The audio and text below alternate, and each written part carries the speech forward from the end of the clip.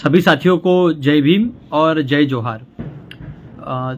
ये जो कलेक्टर साहिबा है उन्होंने तालू का स्वागत कार्यक्रम जो कि एक पब्लिक के साथ इंटरेक्शन का एक प्रोग्राम गुजरात सरकार ने तय किया, वो वाला प्रोग्राम था।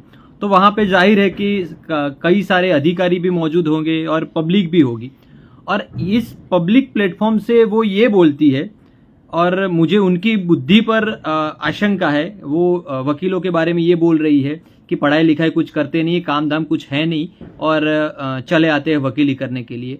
तो मैडम ये बोलती है आगे जाके कि 90% जो SC/ST एक्ट के तहत केसेस दर्ज होते हैं वो ब्लैकमेल करने के लिए किए जाते हैं। तो मैडम के पास ऐसा कौन सा डेटा है, ऐसा कौन सा सर्वे करवाया है और किसने करवाया है जिसमें ये खुलकर आया है कि इतने केसेस इस साल में रजिस्टर हुए, इसमें से इतने केसेस 90% केसेस जो ब्लैकमेल करने के लिए किए गए थे, और उसमें से कितने लोगों ने जिसने एट्रोसिटी के तहत मुकदमा दर्ज करवाया उनके सामने क्रिमिनल प्रोसीडिंग इनिशिएट की।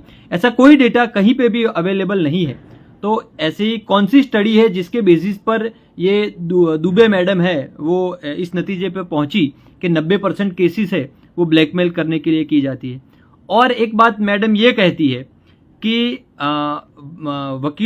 वकीली करने आते हैं, काम धाम कुछ है नहीं, पढ़ाई लिखाई कुछ करनी नहीं है, और दलितों के और आदिवासियों के लोग जब भी जाते हैं पुलिस स्टेशन तो वो ऐसा मार्क करते हैं कि वो जब एट्रोसिटी एक्ट के तहत मुकदमा दर्ज करवाने जाए तो ऐसे अफसरों को ढूंढते हैं जो जनरल कास्ट से बिलोंग करते हो, जो SC और ST ना हो।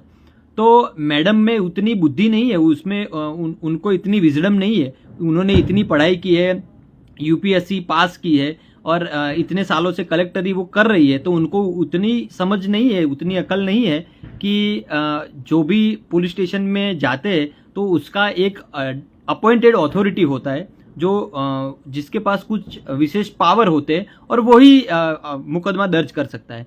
तो ऐसा तो कुछ है नहीं कि दलित कहीं पे भी जाएंगे, आदिवासी कहीं पे भी जाएंगे और किसी के भी खिलाफ जाके किसी को भी बोलेंगे कि आप मेरा मुकदमा दर्ज करो। जो स्टेशन हाउस ऑफिसर होते हैं पुलिस स्टेशन में वो मुकदमा दर्ज करते हैं, जो PI होते हैं वो उसका मुकदमा दर्ज करने की उनके पास अथॉरिटी है। तो ऐसे रैंडम किसी अफसर के पास जाके दलित और आदिवासी नहीं बोल देते कि हमारा मुकदमा दर्ज करो, और नहीं करते तो फिर बोलते हैं कि SC/ST के तहत इनके खिलाफ भी मुकदमा दर्ज करो। तो ये बिल्कुल बेतुकी बातें हैं। तो मैडम बेसिकली प्रेजुडाइज माइंडसेट से ऑपरेट हो रही है।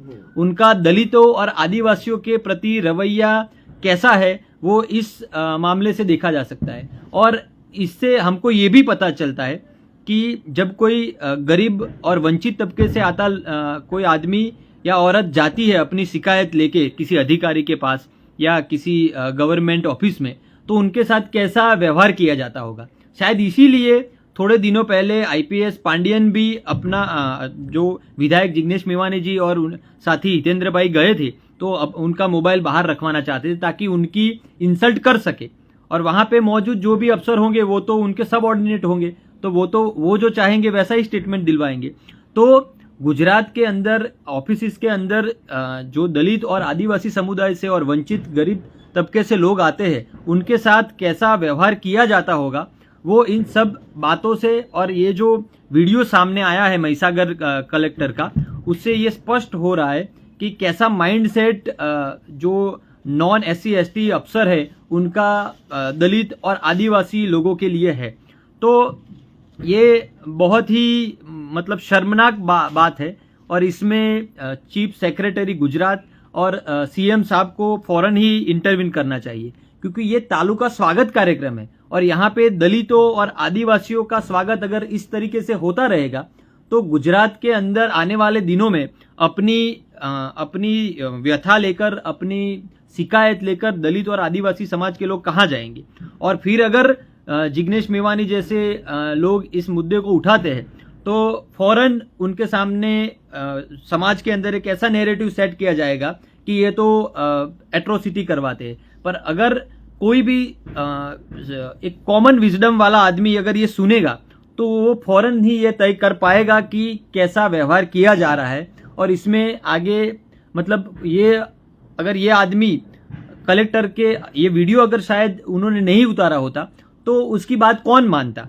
और कलेक्टर वो पावरफुल पर्सन है, तो उसके सामने एक्शन भी कौन लेता। ये तो ये वीडियो रिकॉर्ड हुआ है और पब्लिक डोमेन में आया है, फिर भी जाके ये सवाल है कि कल ये शिकायत दर्ज होगी कि नहीं। तो अगर ये वीडियो रिकॉर्ड नहीं होता तो उस दलित व्यक्ति के साथ क्या व्यवहार होता, आदिवासी व्यक्ति के साथ क्या व्यवहार हो सकता है, वो हम सोच सकते हैं। Thank you.